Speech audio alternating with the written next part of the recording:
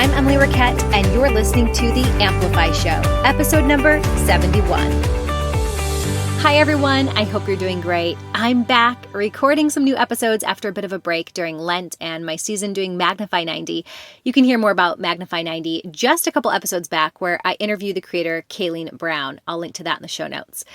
I don't think it was a coincidence that I was journeying through this spiritual desert, you could say, of Magnify90 during what turned out to be a very challenging season of motherhood. Overall, just sleepless nights with a teething baby and sick kids. And we went through a couple of months of somebody having some kind of sickness and my husband having a major knee surgery and then recovering. If you would have told me that was the 90 days I'd be in for, I probably wouldn't have signed up to sacrifice all of my typical go-to things that I would turn to, like the modern day comforts when things get tough. It could be Netflix or shopping, sweets. Oh man, that part was hard. Sweets was really hard. Alcohol, scrolling social media, you name it. But what an unexpected gift it all was, giving up things that I may have leaned on in the past that don't really serve me, like scrolling or shopping or binging some sweets or wine at night.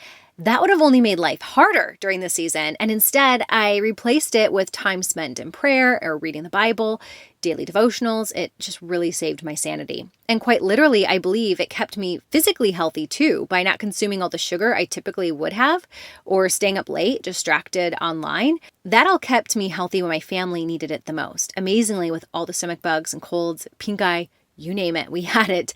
I did not get sick. So that was just a great experience, one I will definitely do again in a bit of a different season when I can fully embody it more, like an hour of prayer a day is one of the parts of that, and I don't know that it ever happened for me once. Maybe if you include some Bible study time or going to Mass. I also had to cancel going on the actual retreat in Kansas City, which I was so looking forward to. Even through that disappointment, though, just my plans not going my way, they were soothed by the surrender I was cultivating during that whole experience. So hopefully I can share more in the future with Kayleen. She has some really great stuff in the works to grow Magnify. Oh, and did I mention that it was winter in Michigan during all this? I need not say anything more, right? But spring is here. You can probably actually hear the birds in the background. I am recording this in my car today.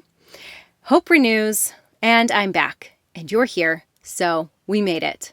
All right. Well, if you've been listening since the beginning or early on with the show, you'll remember that I used to do episodes with high-performing entrepreneurs and leaders, like the people that I'd interview for Inc. or Entrepreneur magazine. Like the one time I had Gary Vee give me exactly 7 minutes of his time for a phone interview to learn all about his best business hacks. And I loved learning about sharing tips and tricks for building better habits, especially.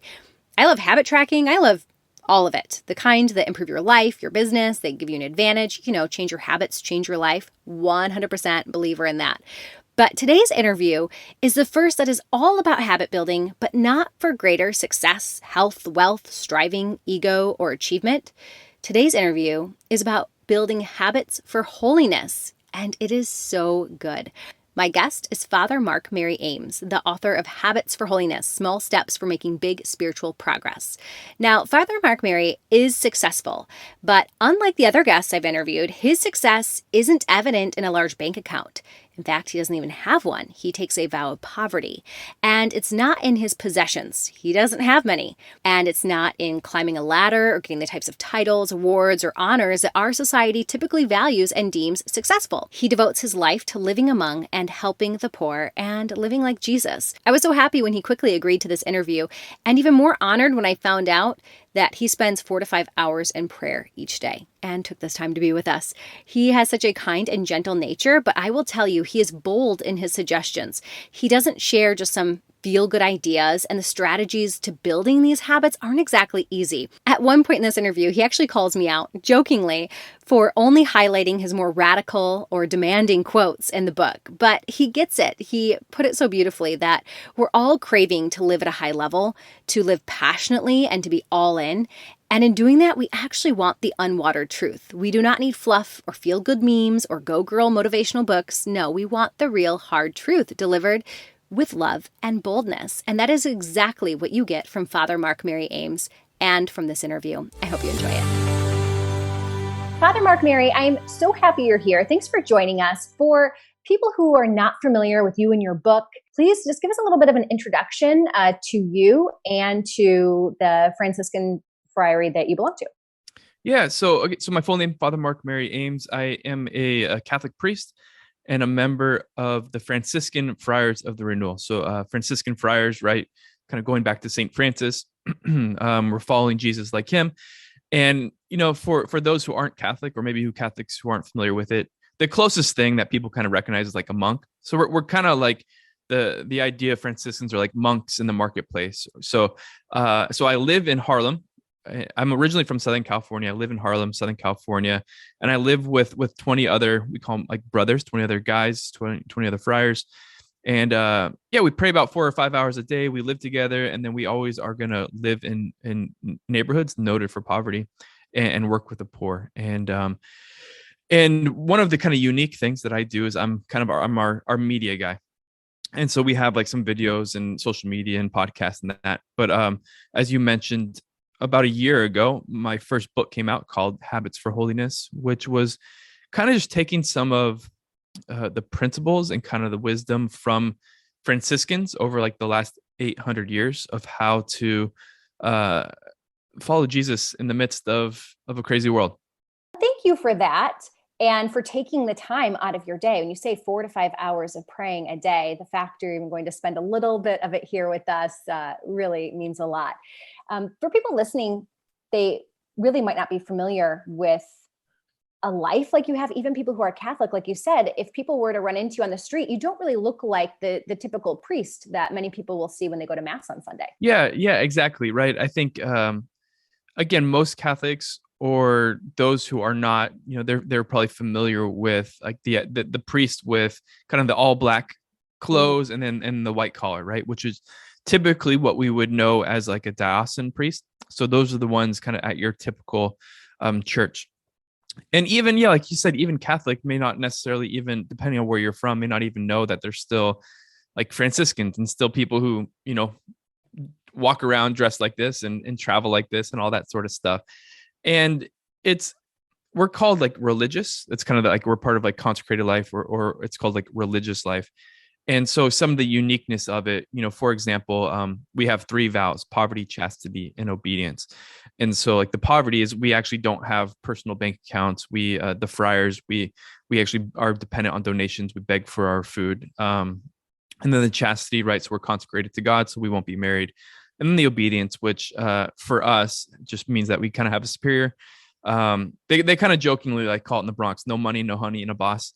And that's kind of like, that's something that makes us a little bit unique from, the parish priest that most people are familiar with. All right, that was still settling in that you just said that. That cracks me up. Well, thanks so much for educating us here on the Amplify Show. I'll probably have a lot of questions that may seem a little ignorant, and I appreciate you explaining those. I think a lot of people listening can relate to the idea of habits, and certainly habits to create self-improvement, which can improve our businesses or our lives and efficiency. A lot of the people listening, like me, are recovering achievers and strivers. So I'm really excited to dive into your book, Habits for Holiness, because this shift in building habits for a greater purpose other than myself, to remove ego from it, has been absolutely life-changing and a really beautiful and humbling journey for me. And your book has been a great part of it, unexpected, that I just discovered. Before we dive into that, though, how does one even get to a spot in life where you realize that you were called to this kind of life? Yeah, and it really is amazing. I live with the new men, so the guys who are first joining us, and so you get to hear their stories, and it really is incredible because everyone's story is like very, very unique in particular. As I mentioned briefly, so I'm from Southern California. My dad's an attorney, pretty successful attorney, and grew up like literally like a country club kid. And so the life I live now compared to the life sort of I was born into is very different. And to kind of to move along pretty quickly, I was Catholic, but it was freshman year of college where we had like what I called like my conversion, where a few other things clicked. And I realized that if I did believe, then it needs to affect the rest of my life. And so that kind of led to one thing. I was really inspired by Mother Teresa. And I felt like this really deep desire to give my life to the poor. And as I learned more about like the sacraments, what the church believes about the Eucharist and confession in particular, the desire to be a priest. And so I was looking for like welled up. So I was looking for a place to serve the poor, a place to be a priest. And it was actually I was a freshman in college, second semester. This all happened very quickly, and it was at In-N-Out Burger in Southern California, where I first heard just after some young adult meetings, the guy said, "Yeah, there's this group of Franciscans in New York who are hardcore and sleep on the ground, whatever." And to my like 19-year-old self, it was like, if you will, kind of the most all-in way to respond to my faith and to follow Jesus. So I looked this up that night, read our constitutions, which is our way of life, and it was like my heart on a piece of paper. It's like, this is everything I'm looking for, and if this is real, this is what I want. And I didn't join. Like I finished college, I did some missionary work for a year in teaching in like a Zulu school in South Africa. So the journey took a few years, but for me, the Lord, I think, knew it was gonna be a little bit of a bumpy ride to actually join the friars, but He made the destination very clear, particularly through my own desire and how deeply it resonated with the friars. Your heart transformed by the Holy Spirit in an In-N-Out Burger. Yeah, it's really it is really funny. I love that though, because it makes it so real. Like the fact you're sitting in an In-N-Out Burger when that first spark kind of lit up your heart, I think is just a really beautiful way of showing how it can happen in ordinary places and in regular lives, really. Yeah, absolutely. And I think because the life is so different, you probably like, it's easy to think like the humanity of the people living it is very different. Mm-hmm. And it's that's just not the case. It's just the Lord kind of, and His invitation just resonated, and that's why we call it a call. Because right, it's like there's a lot of people who just maybe hear about similar things, right? There's other people at the table who heard about the friars, and just there's something about it for me which was like, oh, this resonates. And so that's kind of like when we're talking about like the Lord calling us, that's kind of what we mean. Yeah, that's a beautiful way to explain it. That's exactly what I was thinking. So for everyone listening who thinks, okay, well, that is all great for Father Mark-Mary, and he is really called in this specific way. But habits for holiness, I don't think I'm necessarily called to holiness. But in your book, you argue that we all are. Yeah, absolutely. And that's just kind of the church's teaching from, the very beginning. We're all called to follow the Lord and to love the Lord our God with all of our heart, all of our mind, all of our soul, all of our strength, all of that. And I think there's a lot of people in my, like, one of the gifts of my life, one of the privileges of my life is the opportunity just to encounter and meet and hear the stories of a lot of people. And there's so many people out there who really love the Lord and want to follow Him, and are just like looking at the world these days and reading the headlines and all of that. And it's just like they can get very deeply discouraged, I think, particularly parents. And there's this temptation to, again, this like despair of like, is it actually possible? Is it actually possible to follow the Lord? Is it actually possible to grow in holiness? Is it possible to raise healthy and happy children, right? And in the midst of this crazy world. And my answer is like, absolutely, like 100%, but it doesn't happen by accident. And so I used the sort of the story and the wisdom of the friars as the template for the book, because our community, we're part of a long tradition, but our particular branch started in 1987 in the South Bronx, when it was known as like Fort Apache, the area around us. That was the name of the precinct there, because of the violence and the drugs and the gangs and all that, right? But it was the Lord in His wisdom and providence invited us to begin there. And so it was and we had a plan of life. We lived intentionally. We lived community. We lived liturgically. We did these sort of little habits, these practices, and we were able to actually follow the Lord. And the community is fruitful. And now, 35 years later, we're about 140 members in 5 countries. And so it is possible. It is possible. But again, sincerity is not enough. Like, we have to have a strategy. And so that's where some of the proposed habits come into play. Yeah, let's talk about those habits. It's not just fluff and good feelings and thoughts. You give some very specific, tangible ways that we can execute them, especially as a mom or as parents. What are some of those actual habits that you dive into? Yeah, and I think all of them are kind of bigger than the scope, but to kind of maybe distill it down, if you will, to three, I'm gonna say like prayer, plan, and people.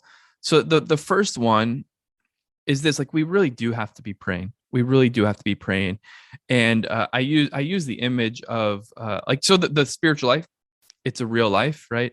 And I kind of compare it to like, say you have like a rose bush or some plant out there. Like you can kill the roses, right, by poisoning it, by chopping it down, by hitting it with a weed whacker, like some direct force, right? Or you can actually have the roses die just by neglect, by omission, by not watering them, right? And it's similar with the spiritual life, right? We can hurt ourselves through immediate sin and through wrongdoing in that way, but also just through apathy and neglect and omission, by not praying and not really feeding the spiritual life. It's going to fade, right? And we need the Lord. Like we literally need the Lord. Like he says right in John, apart from me you can do nothing. So if we're going to follow him, and if we're going to really flourish, we need, first and foremost, like we need the foundation to be that prayer. And so we have to pray. But the practical reality is this: is if we don't sort of plan some time for prayer, like it's just not going to happen. There's people who want to be like Saint Teresa of Avila, who's one of the doctors of the church, Carmelites, has all these writings about the experience of the spiritual life, right? And if you want to be like, okay, cool, you want to be Saint Teresa of Avila, great. So if you want to do that, you're going to need to pray. But if you're going to need to pray, just because of how human beings work, like you have to schedule it. If it's just, especially these days, like our lives are so busy. Like if we don't have like an actual kind of schedule for prayer, we're just not going to do it.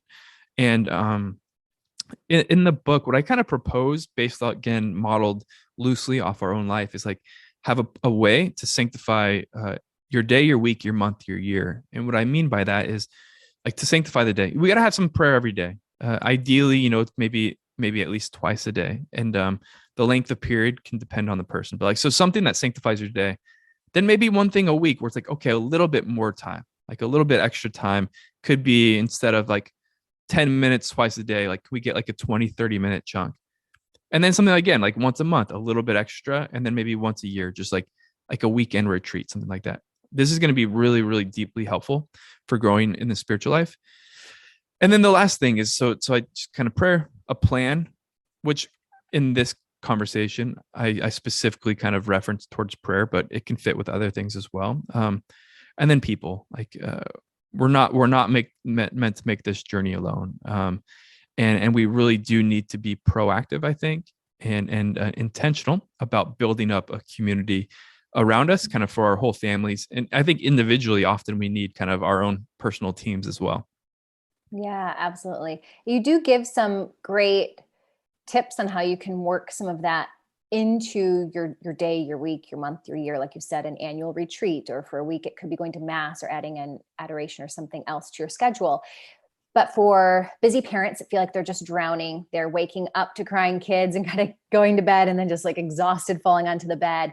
Or maybe the entrepreneur who's just keeping up, kind of striving to keep business and life afloat.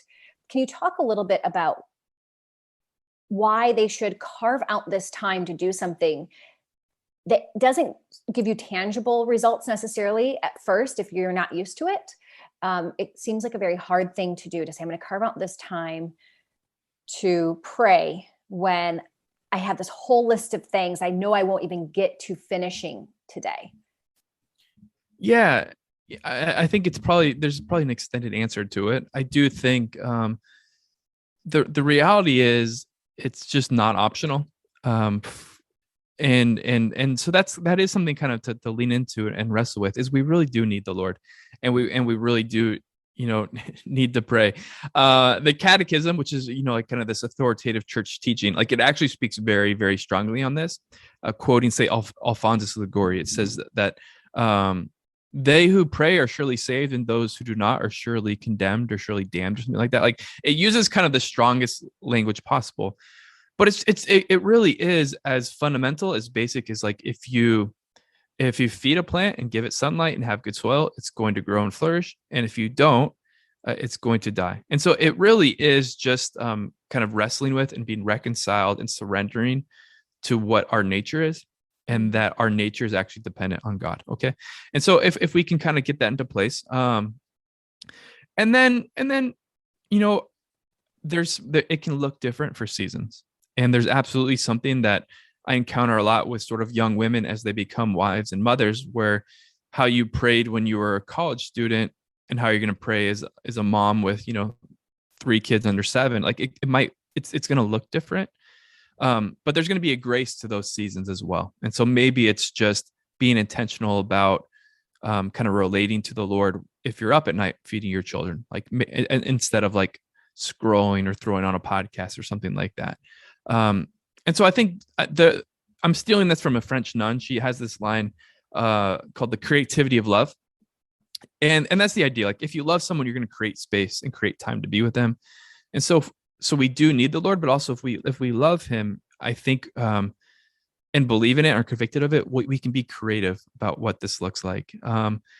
It's a struggle. It's a struggle, but it's the right struggle is I think, the reality. I think you have the nicest way of drawing a line in the sand and delivering hard news. You had the nicest way of saying it's not optional, but you said it in such a nice way that I'm like, wait, did he just say basically, no, it's just not an option. You have to do it. All of that is reason enough. And of course, the reason we should. What I have found, there are other trickle-down effects. And one is, and I've talked to other women, especially that have gone through this for the past couple of years when our lifestyles have really changed. When we finally gave up control and kind of surrendered to the to-do list or to the striving, things magically got better and easier. At first, I thought it was magic. And then I realized it's not magic, actually. And it's reconciling that the to-do list will never really end. It's always going to be there. And so if that was always my excuse, I would never make the time to pray. I've never yet, although it's still a habit I'm really cultivating and just learning, because I never really learned how to pray before. So just in the past couple of years, I've never yet had a day where something slipped through the cracks or something massive happened, or I was really late for something, or I dropped the ball on something. And it was because I took that time praying during the day. That's yet to be an excuse of anything bad happening in my life. Yeah. And I've heard a couple of beautiful examples of it. I do think there's space for trust. Like there is like, okay, Lord, I what is most tangible to me and most experiential and accessible to me is this to-do list. But I also believe in faith that like I actually do need to pray, and that you have like a right to some of my time. So I'm gonna give you 15 minutes today, and I'm gonna trust that you're gonna help me take care of the to-do list. Mm-hmm. I think entering into that space is a good sort of movement. But there's this great story. One of our priests was working with. It was in another country, and he's one of like part of like kind of like the top tier. 0.1%, not just 1%, 0.1% of businessmen in his country. And he was challenged to pray. He was challenged to pray 3 rosaries a day. And he's like, there's no way I can do that. Like, that's ridiculous with my schedule. And whoever it was, like the priest, like, no, like try it. Like, I really challenge you to. And he had enough authority in this man's life that he was willing to do it. And he did it. And what he found is that he actually had more time. And now, like, if you ask him, it's like, I don't have time not to pray these rosaries. And I think that the idea of it is to maybe kind of basically like to go 2 parts to it. Like, sin is very inefficient. And actually a lot of our time can be spent with miscommunication, with sort of being hurt, with just kind of like the effects of sin in our lives, in our families, in our communities, is very inefficient and takes up a lot of our time. And actually, as we grow in grace and grow in holiness, holiness is in its own way quite efficient. So I think we're actually going to end up having more time, but also the Lord's going to be in it with us, and He's going to, I really believe, like, honor our sacrifices and our acts of trust, and to use kind of Mother Teresa's language, to multiply our time. Well, I went through and I was just highlighting so many aspects of your book. So I thought I'd pull up the highlights. Chapter 4 on simplicity, I highlighted a lot of sections on that because minimalism, simplicity, it's really popular. And I think the reason being, obviously, a lot of us have just too much stuff, either in our schedules and our homes. You can kind of see the immediate impact when you clear out some of that.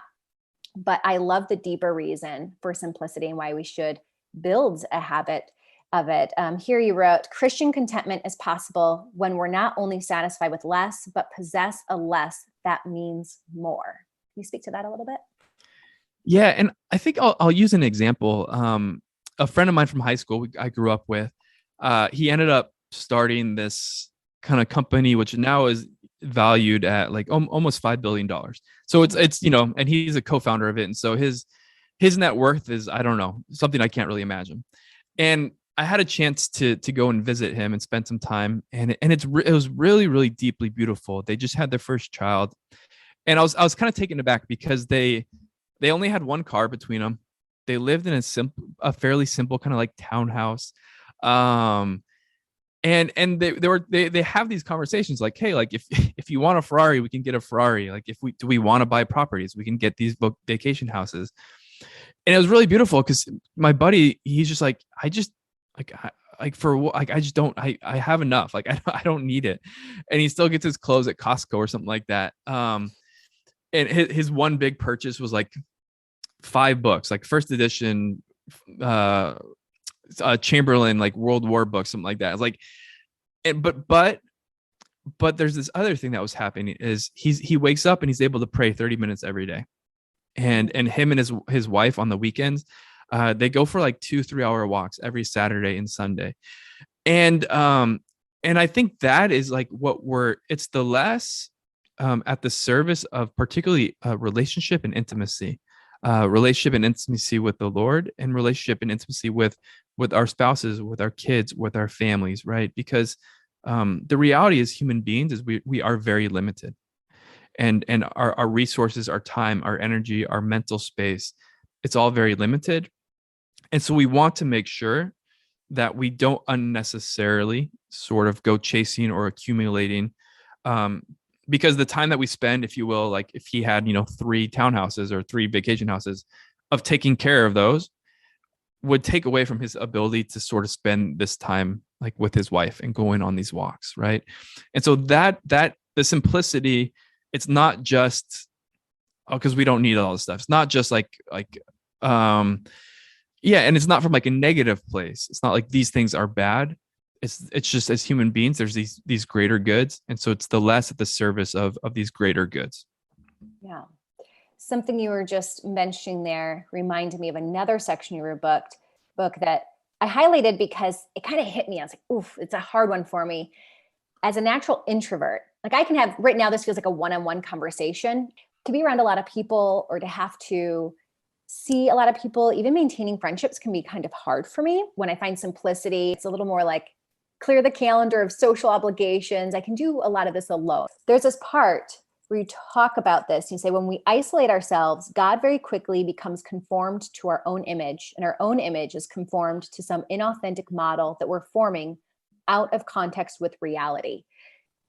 And that, it's so powerful because it reminds you that you actually can't do this alone. When you think about it, it's like, well, why do we have to? A lot of people say, why do I have to even go to church? Or why do I have to do a Bible study or be, among other people in that way? And that's a really good reminder for me, because I could see how very quickly you could lose sight of who God really is. Yeah. Am I right on that? Is that? Yeah, 100%. And it's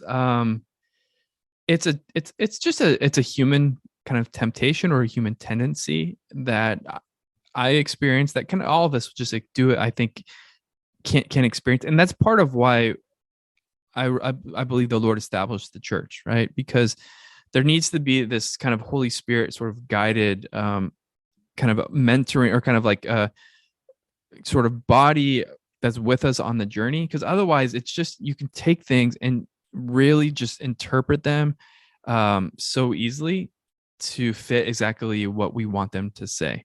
It's just so easy to dismiss the things that we're not comfortable with or we don't like, to kind of skew and add our own personal nuance to things that to fit our own wills or ideas. And it's just real. It's just very real. And community, both kind of like the tradition and the magisterium as far as like authoritative church teaching, but just community helps us kind of live in the light. And I live with 20 guys, and in some ways, like each of them is like a little mirror who, through their own example and through their own experience, me kind of like mirrors something of themselves, and in doing so also mirrors something to me. And it helps us from, it helps us from hiding. It helps us from sort of falling into sort of fake or sort of false ideas of who we are, or who the Lord is.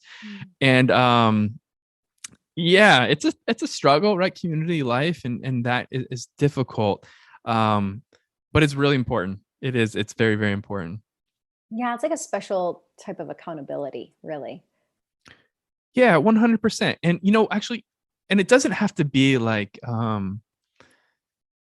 negative thing, right? Where it's not, the best stuff that happens within my community isn't from like somebody having like a difficult conversation, be like, hey, Father, just so you know, like you're doing these things and like you're really rude or really this or that. We have this little tradition called like honorings. And so on a brother's feast day, so which is like generally like they're like the feast, or like kind of the day of their like patron saint or something like that. We have the tradition of like honoring the brother, where everyone kind of goes around and says something kind or encouraging about them. And for me, actually, hearing these guys be encouraged, like, hey, like whenever I'm around the friar, you always make time and you always kind of stop what you're doing, or you're always really attentive and patient with the people at the door and that kind of stuff. All of these things, which are like, oh shoot, like I'm not very good at that. And it's actually by us highlighting and encouraging and sort of like celebrating the good in another, where I'm sort of encouraged to kind of step up my own game, and I get to see myself in a different light, but it's an encouraging light as opposed to sort of an accusatory, condemning type of experience. Yeah, that's cool. One area of the book you focus on a lot, which obviously is serving the poor, and you have a whole life dedicated to serving the poor, and you make a call in the book that everyone should, or Christians especially should. And it's something that we need to prioritize. I think you'd probably say like prayer, it's not necessarily optional. And this line really struck me. You said, if Christians are not loving the poor, it's not surprising that the rest of the world has doubts about the existence of God or the nature of God. I thought that was really powerful. Yeah. And this would be, again, you're kind of bringing in some of the harder kind of like direct truths maybe of the book, or like kind of like drawing a line in the sand and saying like, hey, yes, this actually is something that we need to assent to, and something that's not optional. And but the good news, or why I can say it and say it with confidence, is I'm not saying anything more intense or dramatic than Jesus himself, right? And so he does, right? It's Matthew 25, this parable of the kind of the sheep and the goats, where there's this parable of judgment. And there's the winners and the losers. And who are the winners? It's when I was hungry, you fed me. When I was thirsty, you gave me to drink. When I was naked, you clothed me, etc. And those who are condemned are those who didn't feed him, who didn't give him something to drink, who didn't welcome him. Right? It's actually not by a bad thing they did. It's the good thing they didn't do, particularly through caring for the poor. And so that's Jesus's own words, right? And again, this is part of even kind of this echoing back to the last kind of conversation, or last topic, is like, this is something that we have to, with the help of the church and community, like actually stay in front of, and allow it to kind of make us a little bit uncomfortable and provoke us a little bit. Specifically, the section, or the what you quoted is referring to my understanding of the church's mission to the poor and Christians' missions to the poor. 100% caring for the poor, they, like, every person is an end in themselves, right? And just to care for them and to meet their needs is just and right, just in its own, just on its own, right? But also there are fruits of it. And one of the fruits of our working with the poor, and one of the parts of this mission, is that we're to give a witness to the world of the authentic heart of God, the authentic face of God, like who he really is. And he tells us in scripture that he is a God who hears the cry of the poor. And the way in which he's going to hear the cry of the poor, the way in which the world is going to know that this is actually who God is, has been entrusted to Christians. And so if we don't hear the cry of the poor, if we're not responding to them, if we're tone deaf to the cry of the poor or indifferent before it, that's going to really, really muddy the witness, and it's going to make it hard for people to really um, believe that Jesus is who we say he is. And so that's part of why I believe it's so essential and important. Yeah, and what an honor to represent that through serving the poor, through giving of our time or our money, or many ways. It is true. If all I did on this podcast was read the highlights that I marked in your book, people may think that you are ruthless in your ways and it is just a order of rules. And the book is not that at all. But those are the things that really did grab me. There was another part where you talk about, if we are Christians, every aspect of our lives should look different. Our homes, what we wear, how we live, our priority, it should look different from other people. And that also really impacted me and got me thinking, like looking around my home or looking around how we schedule our days, or is it enough? Am I letting it penetrate enough, like all the corners of my life? Yeah. Yeah. And I think maybe to respond to what you were saying at first is, I know this is true for me, is that I believe certain things and I want my life to respond to those, right? And I want to be challenged, basically. Like I want to live at a high level. I want to I want to live passionately and to be all in on what I believe.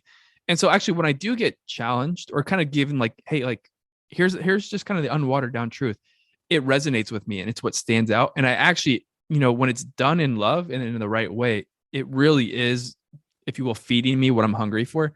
And so I think that says a lot about you, Emily, as far as like the quality of person who's coming to the conversation. That's like, I really want, hey, I want the truth and I want to be all in and I want to be authentic. Right. And so some of these kind of like harder truths, or kind of, like just truths that aren't sort of watered down, whatever. It's like, they stick and they resonate. And I think that's true for the audience, right? There is a way to do it. There's a way to be pastoral, and there's a way to not weaponize it. But I think if we look at even just kind of some of the secular popular voices, we do tend to like those who challenge us and who just kind of are kind of bold. We just have to make sure our boldness isn't like coupled with coldness, right? There has to be like a tenderness with our truth, neither at the compromise of tenderness nor the truth. And that is what you do so beautifully in the book. And I know people listening will already know that from hearing you, and something I wish I could learn, how to deliver that message with as much sincerity and love, compassion involved in it. So that can be your next book 2, if you don't mind me just putting that on your radar. But so how do we let this seep into all aspects? Because we live in a secular world and the statistics are pretty startling when you start to look into just what it looks like. We're raising children in a world that is becoming majority of non-believers. Yeah. And again, I think it's little by little, and that's the name of like our podcast, Poco a Poco, and that fits with just, we work with kind of people who are struggling. We work with the homeless and those in addiction and things like that, right? And it is, or even taking the wisdom of like AA, things like that. It is like day by day. It's little by little. It's step by step, one thing at a time. And so I do think that's like, okay, we have this big journey and these big goals, and it's okay. Like, let's pick a one or two areas of our life that we want to start growing in. If we're not already doing it, I would really recommend for people, like, you got to begin with prayer. Like step one's always prayer. And so kind of leaning into that is a great, I think, step. And what you kind of are what you kind of stated, just to kind of, again, explain it, is we believe something different than those who are not Christian, if you will. Like, our belief is that we were created by God out of his goodness. We screwed it up big time. And then at the cost of his own son, his life, like, we actually have hope, and we have the potential of eternal life, and we have the forgiveness of sins. And so, as to quote Pope Benedict, like, those who have hope live differently. And it's like, we just have to kind of be careful, because if we believe something so radically unique, if our lives are just like everybody who doesn't believe.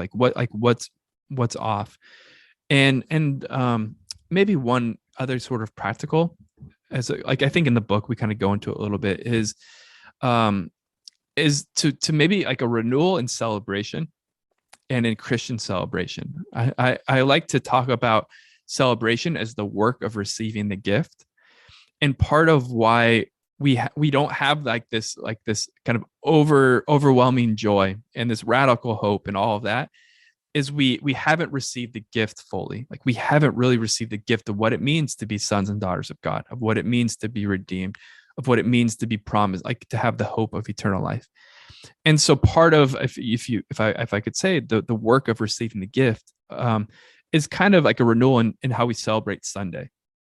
Is I do think that like Sunday is this sacred day given to us by the Lord to create space, to pray, to be with family, but to really kind of have that time be sacred to receive the gift of the resurrection. And I think if we do that well, we're going to naturally live differently. And so that could be a second kind of point for examination. Like, basically, does my Sunday look like everybody else's Sunday, or does my Sunday kind of have a unique Christian character to it? And understanding that like worship and celebration always going to have sacrifice. Like, you're going to have to, like, it might be hard. It might come at a cost to say no to certain things. But the gift that the Lord wants to give us is worthy of our sacrifice. So those are some, like, off the top of my head thoughts. Well, I feel like we could just talk all day about building habits for holiness, but I don't want to cut into your truly holy time, since you spend all of that time in prayer and serving the poor and doing what you do in New York. Where can we find you, connect? I know you have a podcast and a book. Of course, we're going to link to all of that here in our show notes at theamplifyshow.com too. Yeah, probably the best kind of one-stop shop for all things friars, it would be our Instagram, which is CFR_Franciscans, and kind of whatever we have will be promoted there. And so that's an easy place to kind of find and learn more about us. Not the one with the underscore at the end, because that is the scam account that did follow me. And then I was so glad you posted about it, because I thought, that's sneaky. And why? I also thought, what could they possibly be trying to do in stealing your account? Are they trying to steal money to serve the poor? Like, what's happening there?